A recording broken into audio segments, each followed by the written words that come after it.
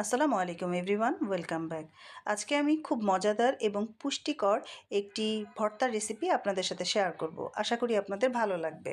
এখন দুটি কাঁচা কলা, ছোট্ট একটি আলু, একটু লবণ, একটু হলুদ দিয়ে ভালোভাবে সেদ্ধ করে নেব। এখানে আলু অপশনাল, আপনারা চাইলে স্কিপ করতে পারেন। আলু এবং কাঁচা কলার খোসা ছাড়িয়ে ভালোভাবে ম্যাশ করে নেব। এরপর একটি ফ্রাই প্যানে 2 টেবিল চামচ সয়াবিন তেল দিয়ে এতে দুটো শুকনো মরিচ এবং কিছু পেঁয়াজ ভালোভাবে ভেজে নেব। পেঁয়াজ ব্রাউন হওয়া পর্যন্ত অপেক্ষা করব। এরপর এতে দিয়ে দিব স্বাদ অনুযায়ী লবণ। এরপর কিছুক্ষণ নেড়ে এতে দিয়ে দিব কাঁচা কলা এবং আলু এর মিশ্রণ।